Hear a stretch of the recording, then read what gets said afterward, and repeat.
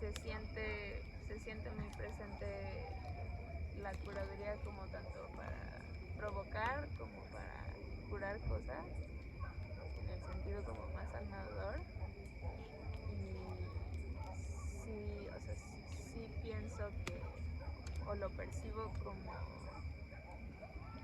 como una unión de situaciones y de posibles personas que puedan resonar.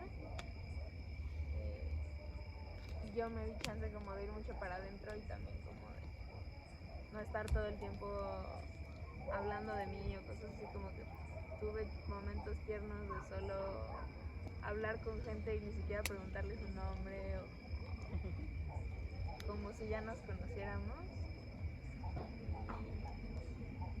Y pues sí que fue milpa el descanso para mí porque me eché 2 siestas deliciosas.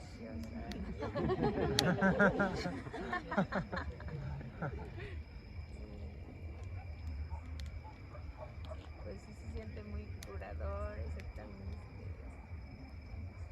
Toda la comida deliciosa y la contención, que sí hay planes y cosas que hacer, pero al mismo tiempo hay como mucho espacio y como posibilidad de irte a sentar como un lugar distinto, solo sentarte al lado de 2 personas que están hablando de algo y como justo llegar a como una conversación a la que chance yo no hubiera llegado, pero sí llegué porque estaba ahí al lado escuchando 2 personas hablar, ¿no?